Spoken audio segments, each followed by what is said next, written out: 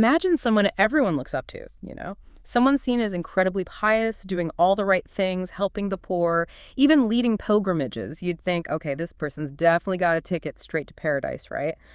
But what if after they die, these really terrifying things start happening, things that reveal a completely shocking, hidden truth? That's pretty much the core of what we're getting into today. Yeah. It's a really compelling story, but also quite cautionary. It comes to us from Lahore in Pakistan, and it centers on this man, Ustad Hamid Hussain. Right, and our mission here for this deep dive is really to unpack this whole extraordinary account.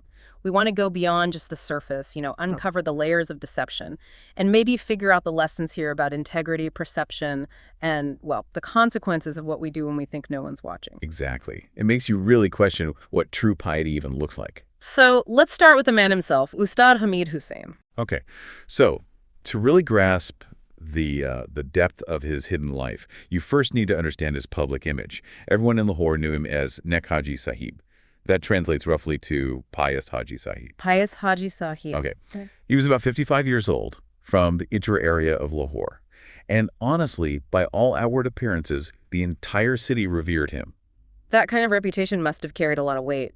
What specifics about his daily life built up this image? What did people see? Well, his look was part of it. He had that classic salt and pepper beard, always seemed to have a rosary, a tasbih in his hand, and wore the white prayer cap. And the Hajj thing, performing Hajj, the pilgrimage, is obviously a huge indicator of devotion in Islam. He'd done it twice. Quiet. Yeah, so that really cemented his status as this deeply religious man. People genuinely thought, he was maybe the most abstinent and virtuous person they knew. Okay, so the appearance, the Hajj titles, but what about his actions? How did he actively, perform this role day to day? Oh, his public acts were extensive. He prayed 5 times a day, obviously. He fasted. And the sources say he'd spend basically his whole day from Fajr, the dawn prayer, right through to Isha, the night prayer, at the mosque. The whole day? Pretty much. Gave statements there every Friday, distributed iftar meals, the breakfast meals during Ramadan. He'd buy clothes for poor kids on Eid. And like you mentioned, he actually organized groups for Hajj every year, guiding people, visibly, consistently devout. And didn't he have a business that kind of fit this image too? He did. He sold Quranic books Yeah. at a shop near Shersha. And he'd openly call it Allah's blessed sustenance. Yeah. Implying divine favor on his work. Right, makes sense. And the family, were they seen the same way? Yes, very much so. His wife, Bibi Sakina, Yeah. and their 2 sons, Ahmed and Mahmoud, they were all considered very religious too. The whole household was seen as deendar, Yeah. devout. So from the outside looking in, it was a picture of, perfection, absolute piety. Okay, so the stage is set. The perfect pious man. But There's always a but in these stories, isn't there? There usually is, yeah. And this is a big one. The truth was far more complicated and, frankly, pretty disturbing. That business, the blessed sustenance from selling Qurans, it was basically a front. a front for what? Massive fraud. He was importing really cheap counterfeit Qurans from China. From China, not Saudi Arabia. Not at all. But he'd sell them at these incredibly high prices. And get this, he had a sign in his shop, clear as day, saying, genuine books imported from Saudi Arabia. Yeah. Blatant deception. Wow. So even the source of his income was built on a lie. That just immediately, it shatters the image, doesn't it? Completely. But the sources mention something even worse, something even more damaging. They do. His biggest transgression, arguably, was the Hajj money fraud. This is really devastating. People would save their whole lives and trust him with their money for the pilgrimage. Yeah. And he would just keep half of it. Half? How did he explain that? He'd just tell them, oh, prices went up in Saudi Arabia. Simple as that. But you have to understand, this wasn't just stealing money. He was shattering the lifelong dreams of poor people, people who'd saved pennies for years for this one sacred journey. It's a profound, almost spiritual betrayal of trust. That's truly awful. Just heartbreaking. And what's really striking is that apparently his own family suspected something wasn't right. It seems so, yeah. His son, Ahmed, essentially, the sources say Ahmed repeatedly tried to talk to him. He'd warn his father, this is haram money, forbidden earnings, fear Allah. And how did Hamid Hussain react to his own son calling him out like that? Dismissed him completely. He'd say things like, you're young, you don't get how the world works. And then he'd justify it by saying, look how much respect Allah has given me. He must be pleased with me, right? Wow. The justification is almost as shocking as the crime itself. What about his wife, Bibi Sakina? She tried too. She apparently cautioned him, saying something like, listen, there are many sins hidden in what is lost. A bit cryptic maybe, but a clear warning. And his response? Anger. He reportedly snapped back, be quiet. I've done Hajj twice. Allah is pleased with me. That's why my business is doing so well. That really highlights the self-delusion, doesn't it? Using the outward signs of piety to justify the hidden sins. Absolutely. That hubris, it's central here. He genuinely seemed to believe that his public respect and his wealth were proof of God's approval, completely ignoring the fraud he was committing. And this went on for years. More wealth, more respect. And according to the sources, he actually started to see himself as a kind of wali, a great saint. A saint, while stealing from pilgrims. Chilling, isn't it? It shows how deep self-deception can run. You can convince yourself of almost anything. Okay, so this carefully constructed life, built on both piety and profound deception, goes on for years. Then what happens? Let's get to the aftermath, because that's where things take this incredibly strange turn. Right. So fast forward to the summer of 2023. It's Ramadan, the holy month. Hamid Hussein is out doing what people expect him to do, distributing iftar meals. And suddenly, he collapses. Just like that. Yeah.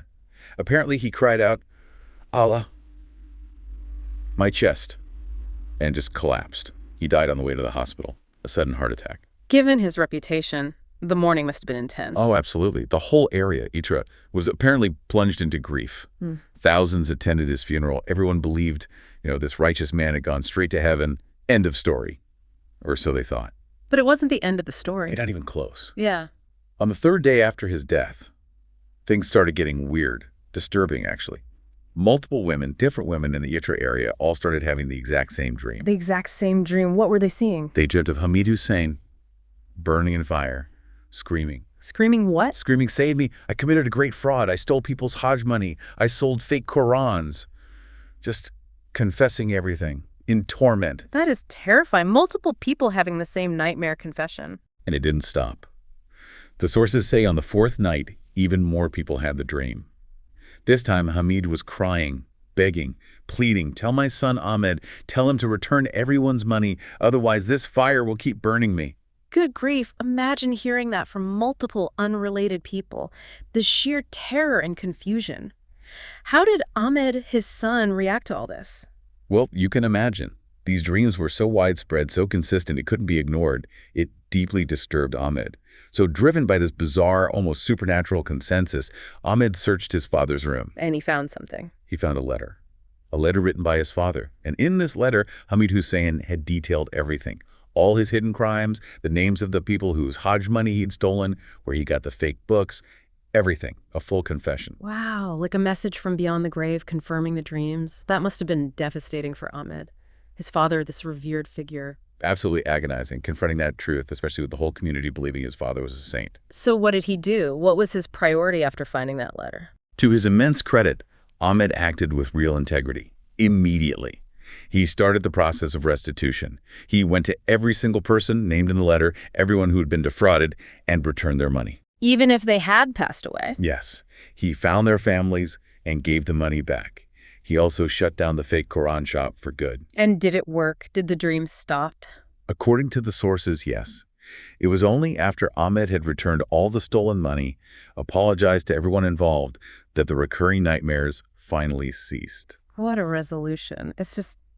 It speaks volumes, doesn't it? It really does. So let's unpack the lessons here, because there are quite a few powerful ones. The first one seems obvious, but maybe the most important. Yeah, I think it's that outward acts of worship, praying, fasting, even Hajj, they don't mean much if there's no inner sincerity, no integrity behind them. Right. It's not just about going through the motions. The story suggests that, Allah or the universe, however you see it, looks at the true intention, not just the public performance. Exactly. And linked to that is the sheer gravity of deception, especially deception done in the name of religion. This deep dive really shows how theft, lies, fraud, they're presented as incredibly serious sins that can just wipe out any good deeds you might do outwardly. You can't really fake it. And then there's the idea of unseen consequences. The fact that these hidden actions eventually came to light in such a dramatic, terrifying way. Yeah, that phrase, nothing is hidden from Allah, really resonates here. It's a stark reminder that accountability can come in ways you just don't expect. It's not just about human judgment. The narrative suggests a deeper, perhaps cosmic balancing of the scales. What people see versus what is. Precisely. And finally, there's the power of making things right. Repentance and restitution. Ahmed's actions. Exactly. Yeah. The dream stopping after Ahmed returned the money and apologized. It really underscores how crucial it is to rectify wrongs, to seek forgiveness, even if it's done posthumously by someone else. It suggests that true peace, maybe even for the deceased, can only come when justice and truth are restored. It's a powerful affirmation of, well, doing the right thing no matter how hard it is. It really forces you, doesn't it, to grapple with that fundamental question. What really defines someone? Is it the face they show the world, that carefully built public image? Or is it what they do in private when they think no one is looking? This story is such a powerful reminder that, we might fool other people. We might even fool ourselves for a long time. Yeah, like Hamid Hussein clearly did. But the truth ultimately seems to have a way of coming out. It finds a way. So maybe the thought to leave everyone with is this. What does this deep dive make you consider about real integrity in your own life, beyond just appearances? What might it really mean to align your inner values with your outer actions, knowing that maybe, just maybe, there are unseen ripple effects to everything we do? Something to definitely think about.